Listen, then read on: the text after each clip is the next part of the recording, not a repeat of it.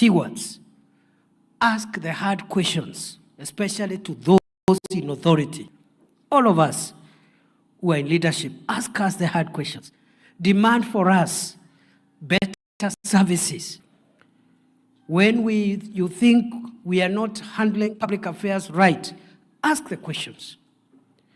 But I plead with you, as we make our country better, because there is no perfect society anywhere in the world.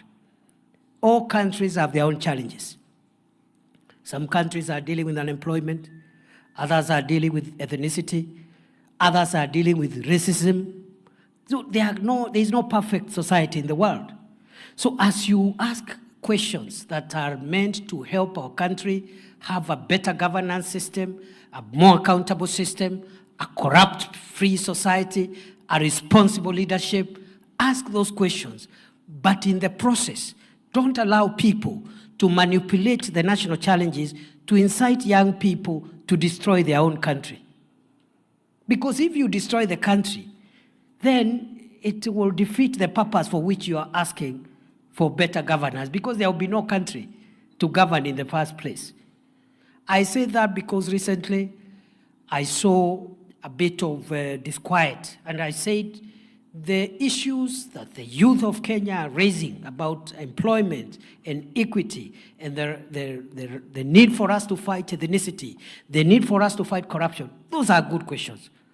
But they cannot be an excuse to destroy businesses, to burn people's shops, and those people have nothing to do with the issues we are fighting. People trying to make a living somewhere in town. Somebody has gotten a bank loan, has set up a shop, is using that shop to educate their children. Then because of issues about leaders, not even about the people, they get their shop burnt down. That is not right, because we are destroying our own investment, our own wealth. Let us express our views. Let us challenge the things that are bad in our society, but let's keep the country safe. Let's keep the country with a good business environment so that you as young people, you can inherit a better country and take it forward in the years to come. I also wanted to take this chance just to highlight a number of things that the government is doing to support the dreams of young people. Because many people are talking out there, and sometimes some of the things that people are talking are not true. Let me start by saying that, as I said, youth, there are youth in business, there are youth in colleges and universities, there are youth who are in the creative industry, and all young people, they have a common dream. And the common dream is that their education, their talent, their businesses will give them income so that they can raise up families and also get empowered as citizens. That is the dream. Whoever is doing a business, hiyo biashara imsaidie. Whoever is in university, they want to get a job, serve the nation, but also get income. Those who are in the creative industry, they are using their talents to also earn an income. So, as an administration since 2022, we've been thinking deeply on how we can build on the past successes of Kenya to make Kenya better and more successful. And I want to assure you, where we are today is not where we were in 2022 when President Ruto took over. We made some progress. It may not be as fast as we wanted, but definitely we've made some progress. What are we doing to empower young people and to create more opportunities for young people to realize their dreams? We noted in 2022, when we came into office, that one of the biggest challenges we have is employment and income opportunities for young people. We realize every year about 1 million young people leave this education system at different levels: primary, secondary, tertiary, university. Total, about 1 million leave the education system. But we realize the economy is absorbing only a quarter of those who are leaving school. About 200,000, 250,000. And that is not good, because over time, if 100 young people leave the school system and only 250 are absorbed, 750 will be left hopeless without opportunity. The following year, the same. The following year, the same. Over many years, we have accumulated a large number of young people that could have an education, but they don't have an opportunity to use that education. Could have a talent, but that talent cannot give them income.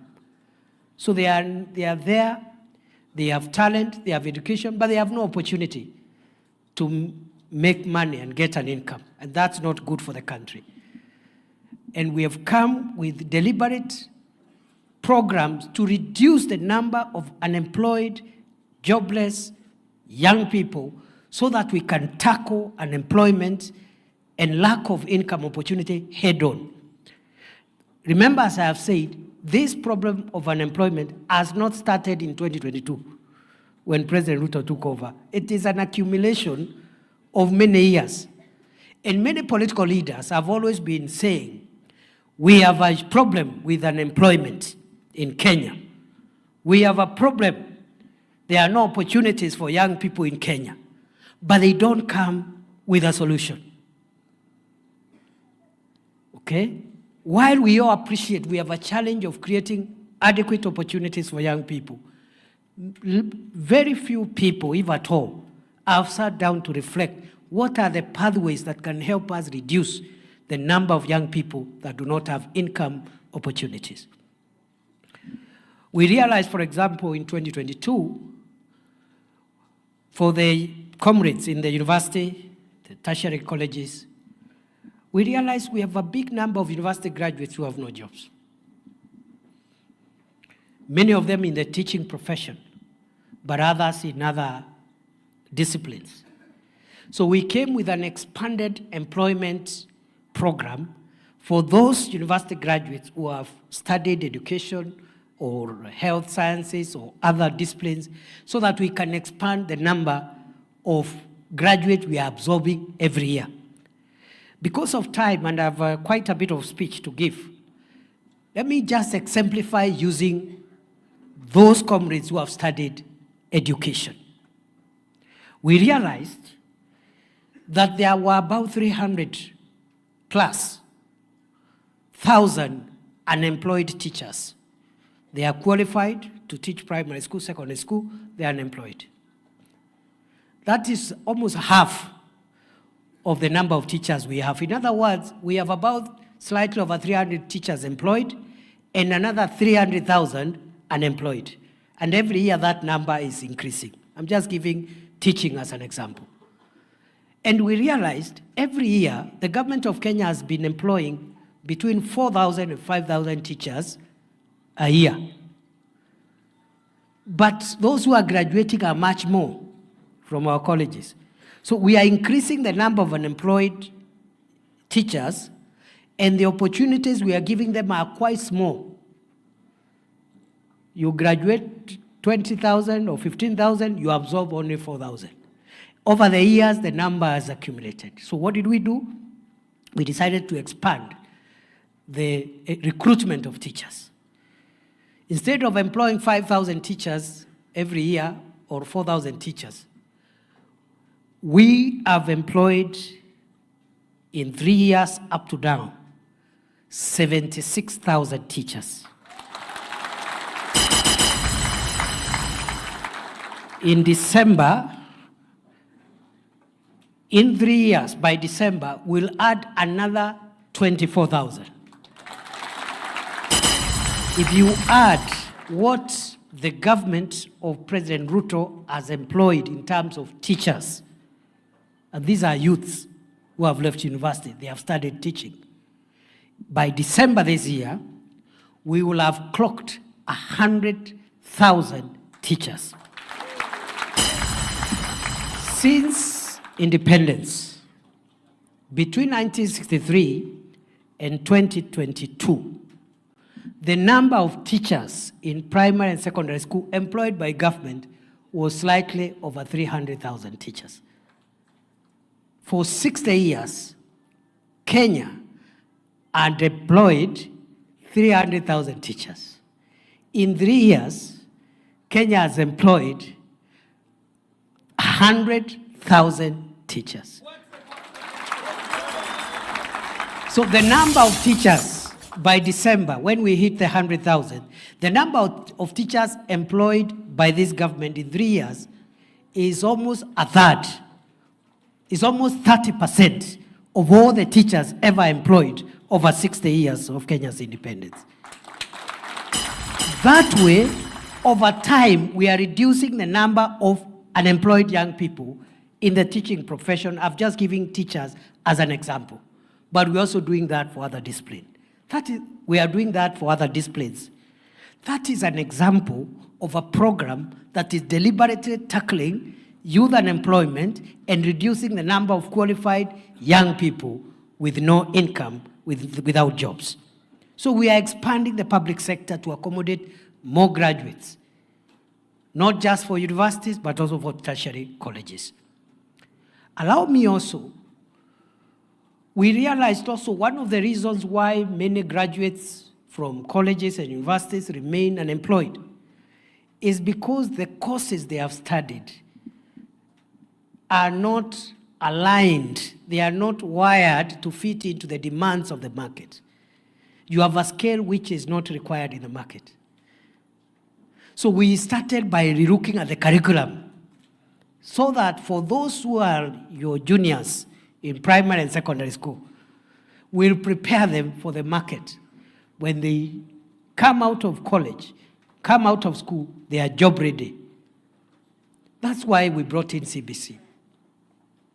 When we were campaigning in 2022, every county we stepped into, the parents of Kenya used to tell us, abolish CBC.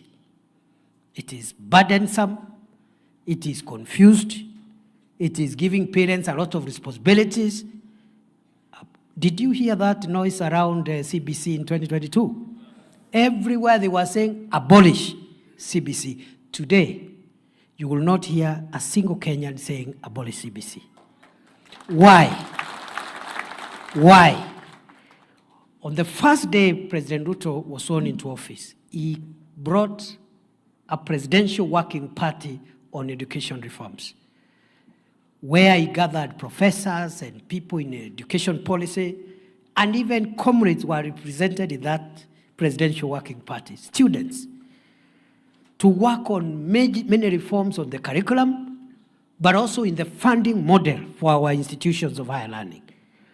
That presidential working party is the one that helped us fine-tune the CBC curriculum. And that is why the noise has gone down. Because children today are more comfortable, the teachers are more comfortable, the parents are more comfortable.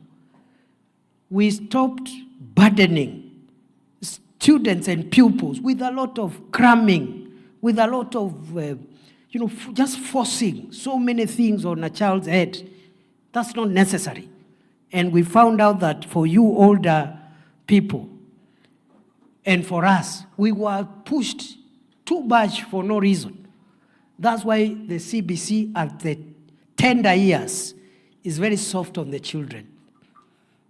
And the final exam is a very small component. They are assessed every day, every week, every month, every term. By the time they reach grade 6, when they do the first exam in quote, it's not really an exam, it's a test. Okay? They have already been assessed 60%. So that test will only count for about 40%. They go to junior school the same.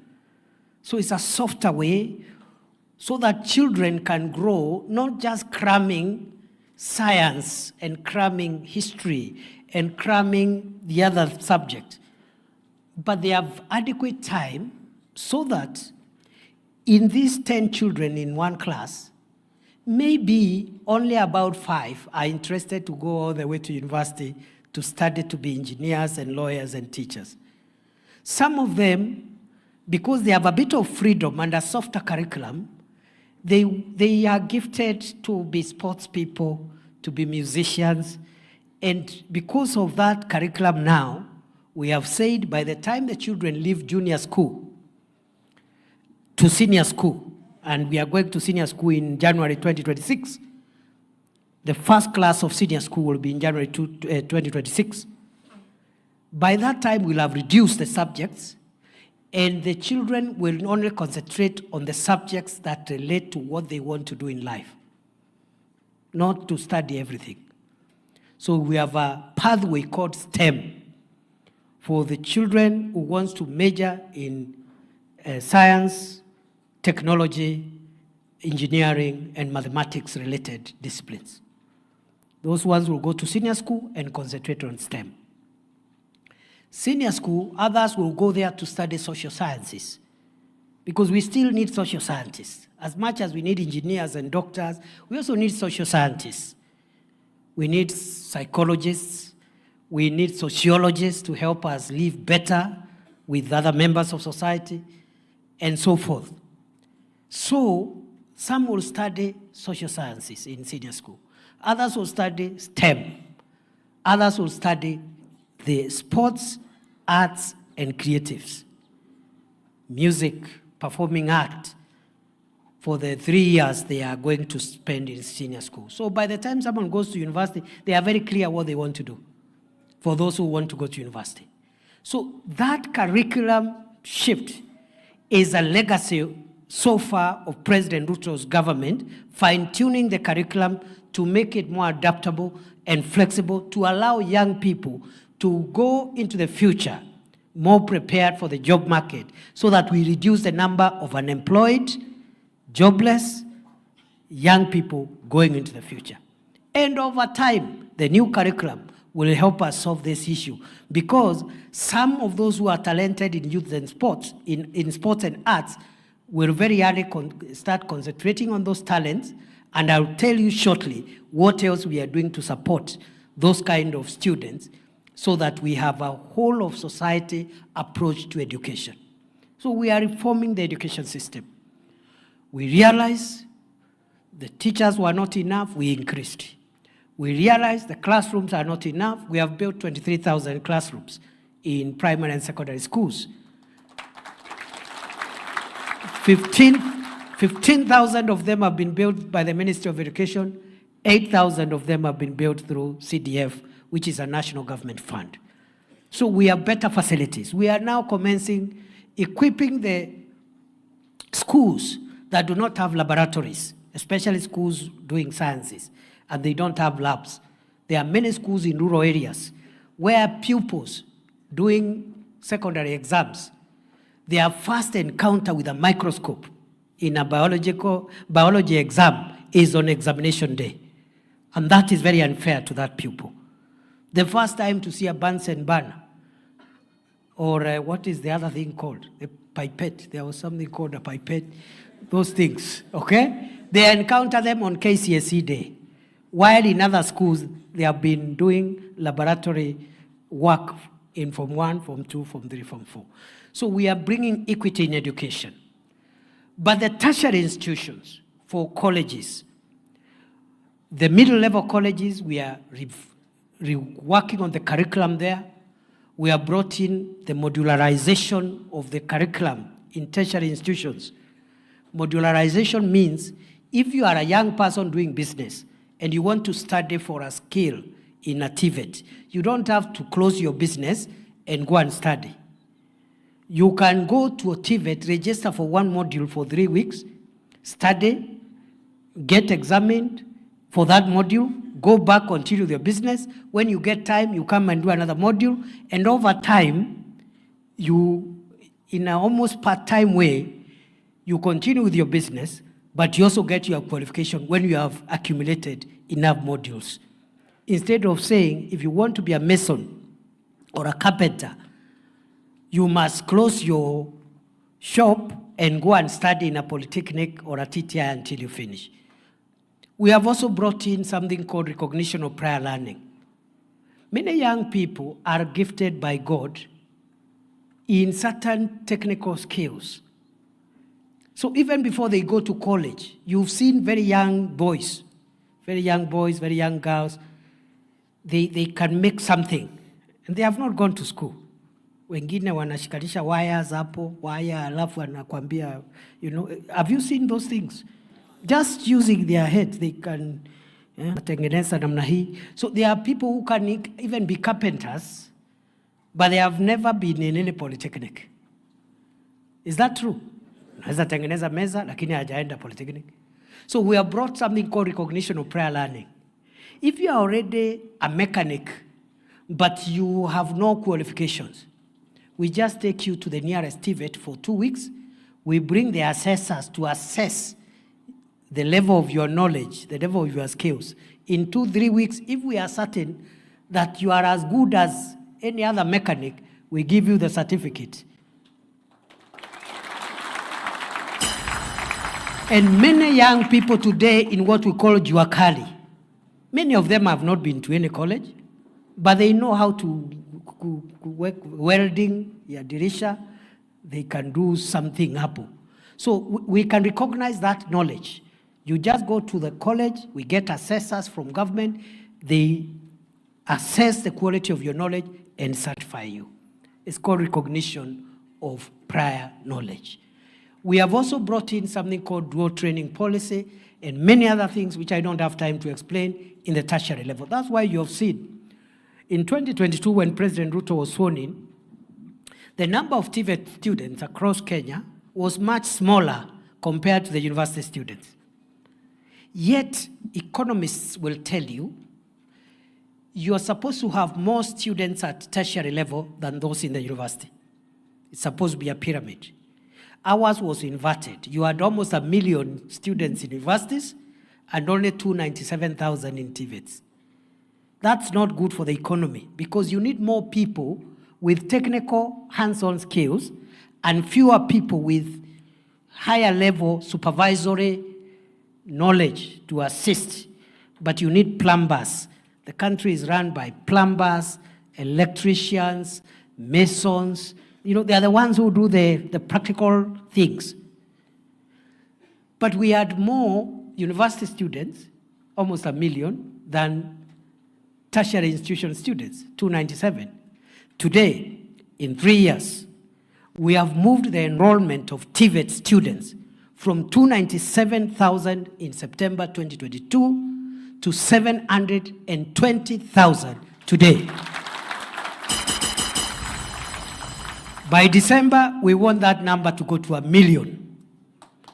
By next year, end of 2026, we want the number of TVET students to go to 2 million.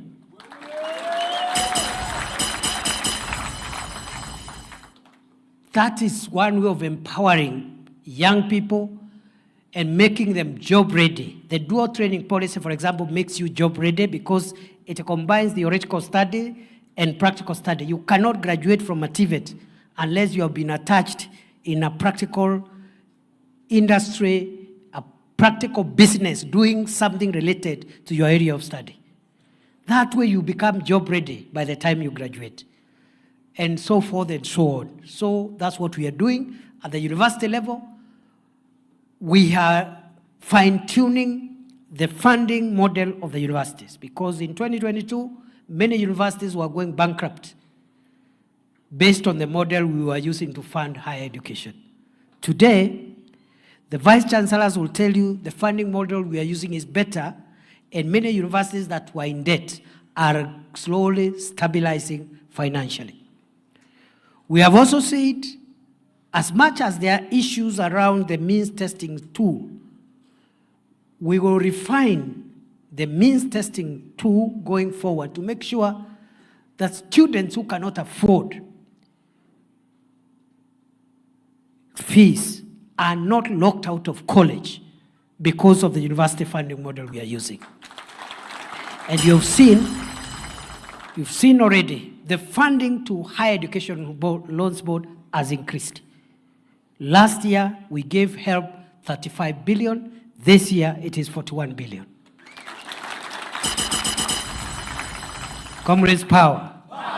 Fire, see fire. So we are thinking about how do we make our education better, more relevant, of high quality, accessible, affordable, because that agenda is an agenda for young people.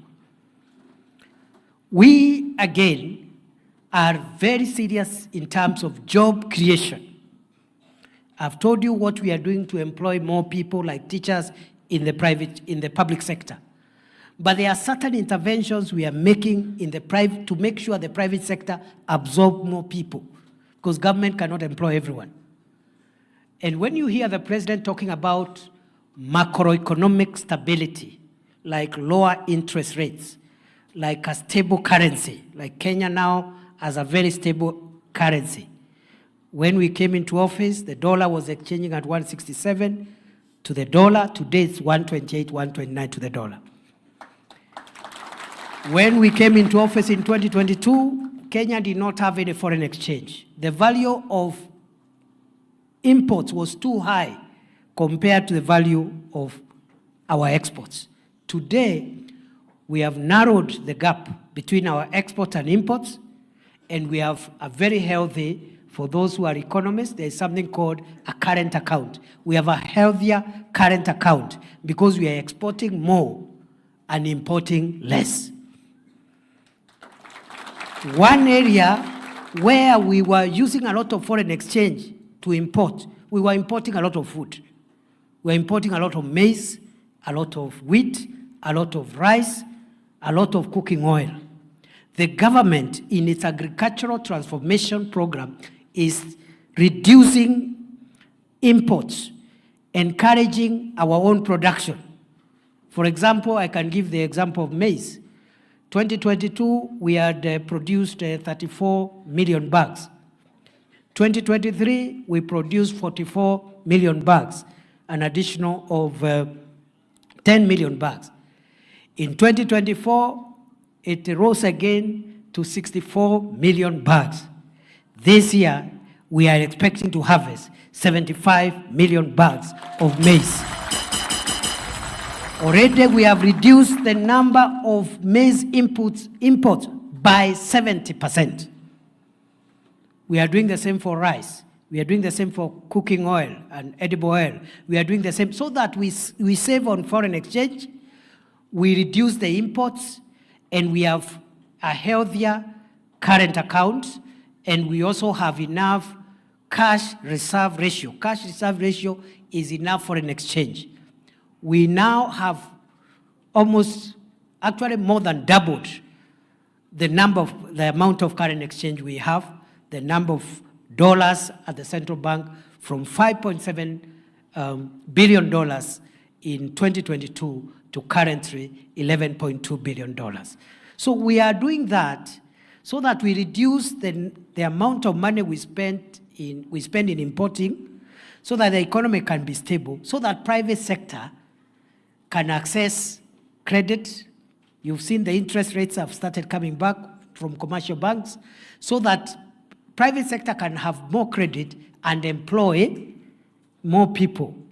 So there are many things we are doing to encourage private sector to absorb more young people in their businesses.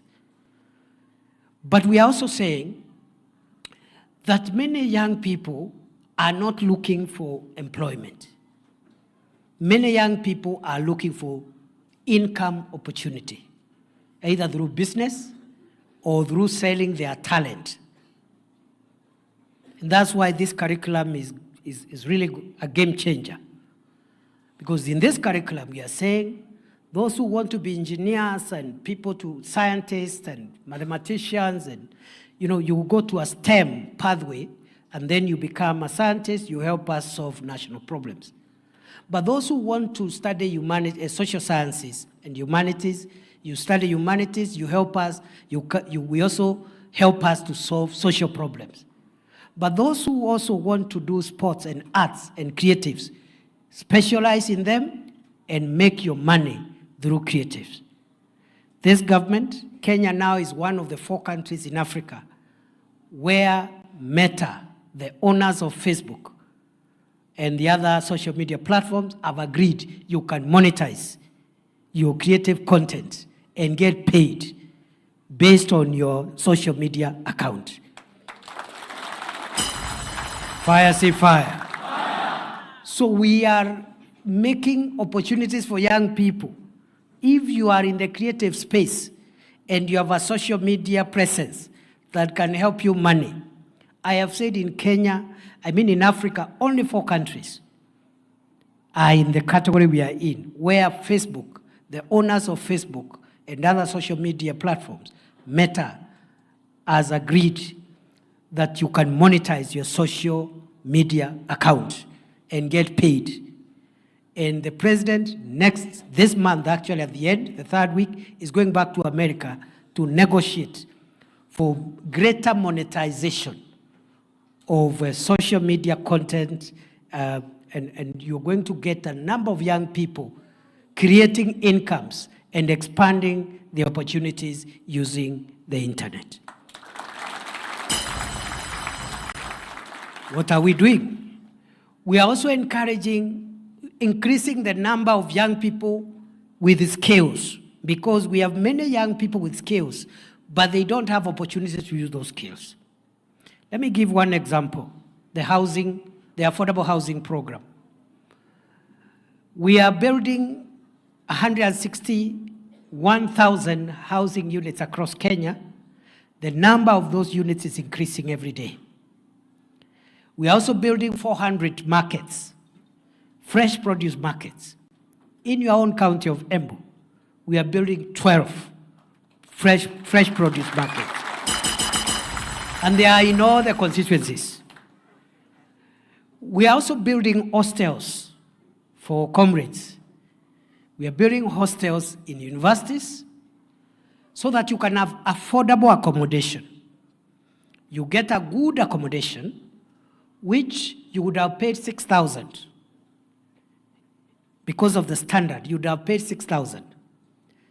That same quality, which is charging 6,000 to a university or TVET student per month, the government will build it, you only pay 2,000. Same high quality, so less than half of what you're paying. But also, those who can